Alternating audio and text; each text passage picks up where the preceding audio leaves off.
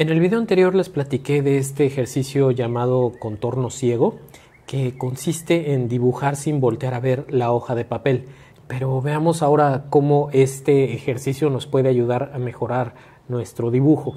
Tomemos el caso de un muro de ladrillos. Podemos, por supuesto, esquematizar la forma, simplificarla y reducirla a sus componentes elementales. Vamos, se entiende con claridad que estoy dibujando un muro y esto puede ser suficiente en muchos casos. Pero si quisiéramos que el muro fuera el protagonista de nuestro dibujo, podríamos tal vez describirlo con más detalle.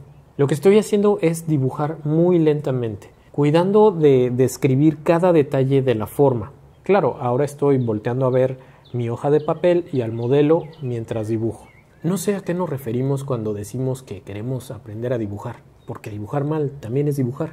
Pero supongo que nos referimos a poder plasmar en la hoja de papel con fidelidad lo que vemos o lo que imaginamos.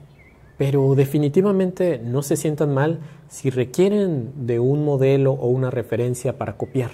La gente que logra dibujar detalladamente objetos de su imaginación lo puede hacer porque primero lo practicó copiando.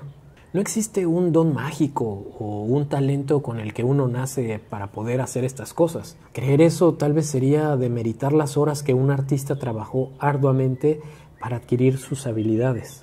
En fin, quería compartirles este ejemplo porque yo recuerdo cuando era estudiante de dibujo que nos daban los maestros estos ejercicios, nosotros los repetíamos, pero después ya no nos explicaban cómo aplicarlos en nuestros propios dibujos, ¿no? Y bueno, quería utilizar este muro de ladrillos justo porque la forma tiene muchos detalles en su contorno. Y aunque no he aplicado tonalidades, digamos tonos de gris para darle mayor riqueza, la calidad de la línea que describe la forma con mucho cuidado ha sido suficiente para generar una descripción detallada. Esta misma idea la pueden aplicar en cualquier dibujo que ustedes hagan. En fin, eso sería todo. Continuemos practicando.